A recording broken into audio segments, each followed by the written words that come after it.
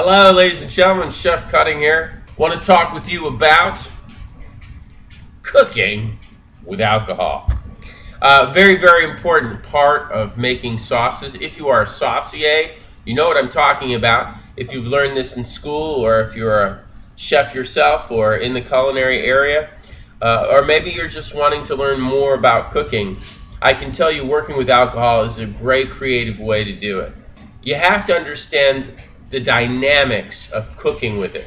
So what I'm going to do today is I'm going to talk to you about cooking with wine, and I'm going to talk to you about cooking with liqueur. Now, when we're using wine, we're using wine for one reason alone: to add the essence of the flavor of the wine to the sauce. We don't want the alcohol. Now, I know you're all saying, but that's the whole point, right? No, the point is that you want to cook the alcohol out of the dish, leaving the effervescence and the flavor profile of that wonderful alcohol in the dish. This is the key to cooking with alcohol. So let me give you some examples. First of all, never cook anything on a high heat. You don't want to do that when you're cooking with alcohol. You need to do what we call is simmer. Simmering is very important because what it does is it gives the alcohol enough time to escape through that process without burning, glazing, or damaging the sauce. So I would suggest you always go to a medium heat and start preparing your sauce. Whatever your recipe is, prepare your sauce accordingly. And then when you start the art of reduction, and reduction of course is removing the water from the dish, when the sauce starts to reduce, the water evaporates and you start to see that sauce get thicker and thicker, because that is the natural way to thicken sauce. Now as the sauce is reducing, this is when you add your wine. Now you can add white wine or you can add red wine. White wine would be used for any of your fish or pasta dishes. Say you wanted to make a scampi with shrimp. Say you wanted to make scallops on linguine. All of those things would do very well with a cream sauce with wine added to the dish. You need to cook that wine out and finish the dish with usually either cream or butter. Now, we can start talking about perhaps how you could regulate using wine in what sauce.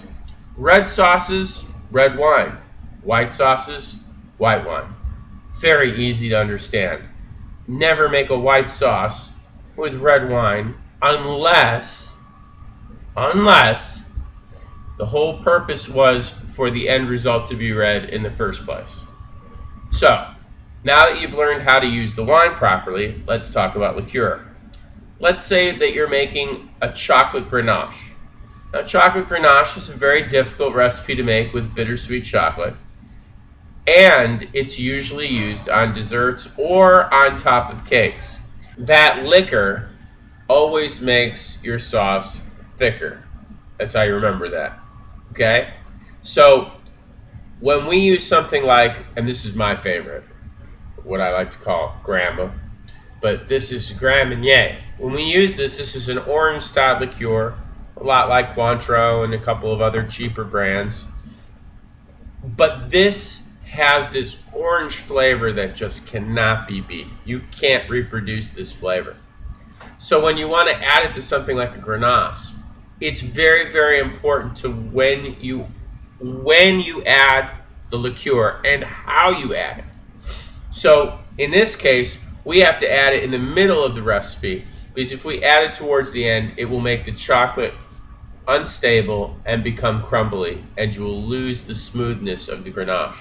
Now, you heard me mention orange liqueur. You may like coffee liqueur. In that case, you could use a Kahlua. You also may like creamy liqueurs. In this case, you could use a Bailey's. All these different liqueurs have different profiles on how you can cook with them.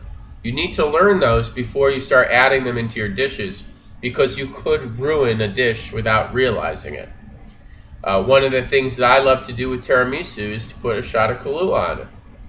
We use Kahlua inside tiramisu in a sauce, but again, we've reduced it to the point where there is no alcohol.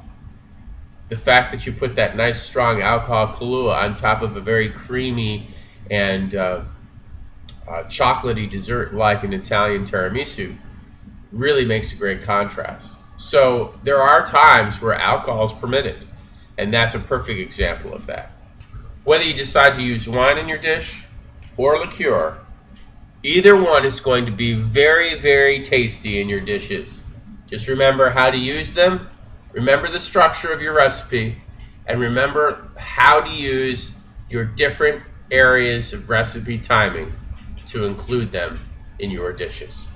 Chef Ted Cutting saying, great cooking with wine and liqueur.